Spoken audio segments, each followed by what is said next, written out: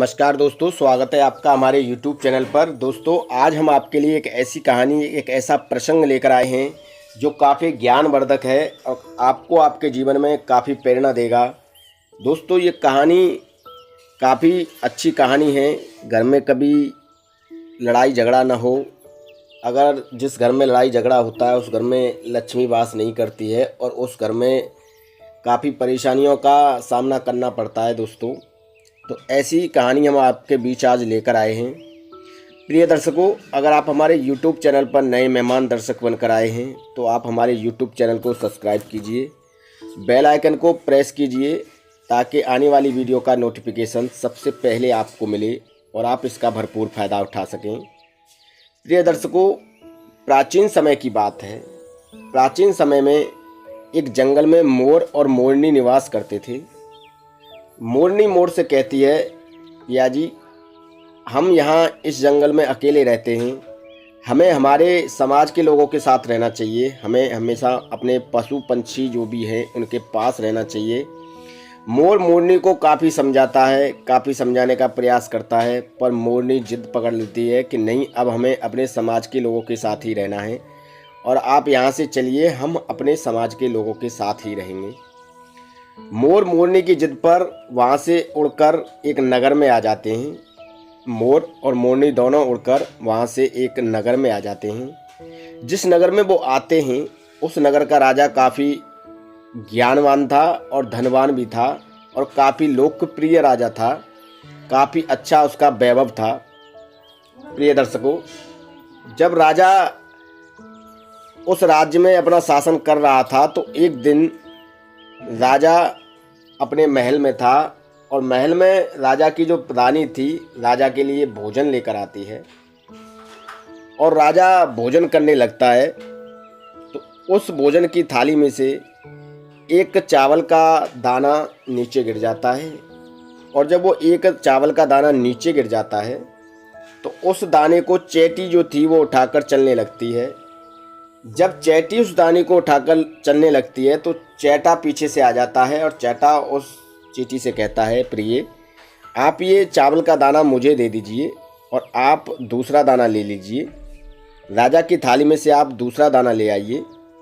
तब वो चैटी कहती है कि नहीं, मैं राजा की थाली में से दूसरा दाना लेने नहीं जाऊंगी, राजा मुझे मार देगा।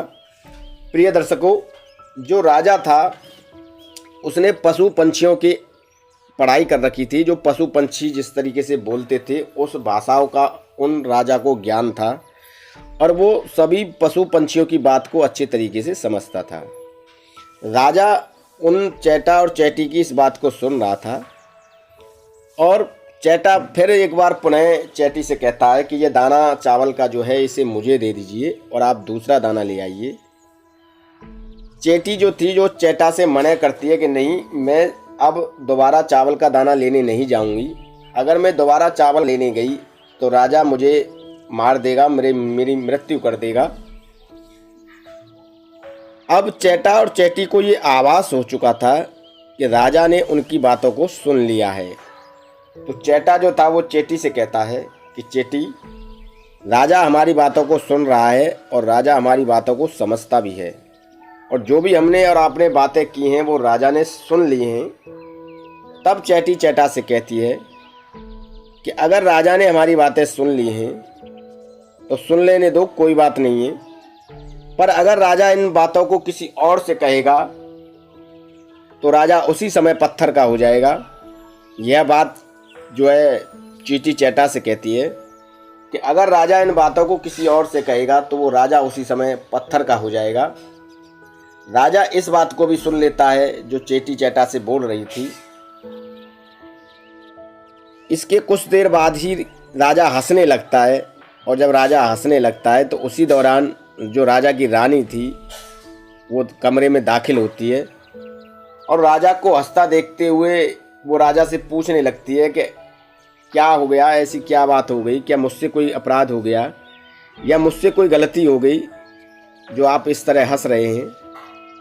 राजा मना कर देता है कि ऐसी कोई बात नहीं है, ऐसी कोई बात नहीं है और आप अपना काम कीजिए। तब रानी जिद पकड़ने लग जाती है और राजा से कहती है कि नहीं पिया जी, जो भी बात है आप मुझे बताइए, आपको हंसी किस बात पर आ रही थी। प्रिय दर्शकों, ये तो आप जानते ही हैं, एक त्रियाहट और एक बालहट काफ़ी बुरी होती हैं। अगर ये जिद पर आ जाएं तो घर को ही बर्बाद कर देती हैं। प्रिय दर्शकों, राजा ने अपनी रानी को काफ़ी समझाने बुझाने और मनाने की कोशिश की, पर रानी हर बार इनकार कर देती और राजा से कहती कि ऐसी क्या बात है जो आप इतनी अच्छे तरीके से हंस रहे थे, मुझे भी बताइए। राजा काफ़ी मना करता है पर रानी नहीं मानती है। राजा को पता था कि अगर मैं ये बात रानी को बताऊंगा तो मैं उसी समय पत्थर का हो जाऊंगा। फिर भी जब रानी नहीं मानती है तो राजा जो है रानी से कहता है कि देख लो, एक दिन आपको पछताना पड़ेगा। रानी फिर भी नहीं मानती है तो राजा जो है रानी को लेकर घने जंगल की तरफ निकल जाता है और काफ़ी घने जंगल में निकलने के बाद जो है रानी को वो अपनी बात बताना शुरू करता है जो चैटा और चैटी के बीच में चल रही थी। राजा थोड़ी ही बात बताता है कि राजा थोड़ी बात बताते ही पत्थर का हो जाता है।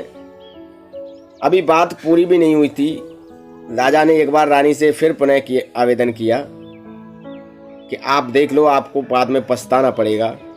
पर रानी कहती है प्रिया जी, थोड़ी सी बात अभी आपने कही है, थोड़ी सी और बताइए।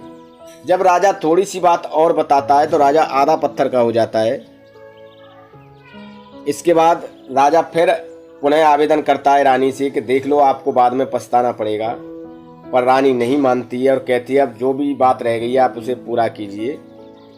रानी जिद पकड़ लेती है और राजा जब अपनी पूरी बात कह देता है तो उसी समय रानी के सामने राजा पत्थर का हो जाता है। पूरा राजा जो है पत्थर में तब्दील हो जाता है। यह देखते हुए रानी काफ़ी मायूस हो जाती है, काफ़ी रुदन मचाती है और काफ़ी उसे हिलाने की कोशिश करती है। राजा काफ़ी बलवान था तो जब वो पत्थर का हो गया था तो और भी भारी हो गया था। वो रानी के हिलाने से नहीं हिलता है, राजा का जो पत्थर वाला बॉडी था। तो प्रिय दर्शकों, ये कहानी हमें यही प्रेरणा देकर जाती है कि जिस तरह त्रियाहट के चक्कर में रानी ने अपने पति को गंवा दिया था और रानी का पूरा परिवार ही नष्ट हो गया था, तो दोस्तों आप इस तरह की त्रियाहट के चक्कर में ना आएं और हमेशा अपने परिवार को समेट कर रखें, सहेज कर रखें। दोस्तों, जो लोग जिद पर आ जाते हैं, चाहे वो त्रियाहट हो या बालहट हो, उनका निश्चय ही एक दिन पतन हो जाता है।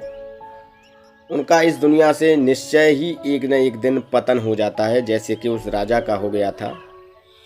उस रानी के जिद की वजह से राजा पत्थर का बन गया था और राजा का जीवन ही बर्बाद हो गया और राजा के साथ साथ राजा के परिवार का भी जीवन बर्बाद हो गया। तो हमेशा घर में कभी लड़ाई झगड़ा ना करें, हमेशा एकता का माहौल रखें, कभी त्रियाहट और बालहट के चक्कर में ना पड़ें। ये कहानी हमें यही प्रेरणा देकर जाती है। प्रिय दर्शकों, अगर आपको कहानी पसंद आई हो तो अपने सगे संबंधियों को सोशल मीडिया पर शेयर कीजिए, अपने बच्चों को भी सिखाइए, अपने घर में भी बताइए कहानी को, पास पड़ोस में भी शेयर कीजिए। इसके अलावा अगर आप हमारे YouTube चैनल पर नए मेहमान दर्शक बनकर आए हैं तो आप हमारे YouTube चैनल को सब्सक्राइब कीजिए, बेल आइकन को प्रेस कीजिए ताकि आने वाली वीडियो का नोटिफिकेशन सबसे पहले आपको मिले और आप इसका भरपूर फ़ायदा उठा सकें। प्रिय दर्शकों, ये कहानी हमारी कोई मनगढ़ंत कहानी नहीं होती है, ये वेद पुराण शास्त्रों से ली जाती हैं। गरुड़ पुराण में भी इन कहानियों का उल्लेख किया गया है, विष्णु पुराण में भी इन कहानियों का उल्लेख किया गया है, काफ़ी जगह इन कहानियों का उल्लेख किया गया है, आप देख सकते हैं। तो आप हमारी कहानियों पर यकीन करना सीखें, आपका जीवन सफल हो जाएगा। दोस्तों, उम्मीद करता हूँ कहानी आपको अच्छी लगी होगी और आपको वीडियो भी अच्छा लगा होगा। वीडियो अच्छा लगा हो तो प्लीज़ लाइक कीजिए, शेयर कीजिए और प्लीज़ मेरे चैनल को सब्सक्राइब करना ना भूलें। इस तरह की ज्ञानवर्धक वीडियो हम आपके लिए प्रतिदिन अपने चैनल पर लाते रहेंगे और आपका ज्ञान बढ़ाते रहेंगे। धन्यवाद, नमस्कार।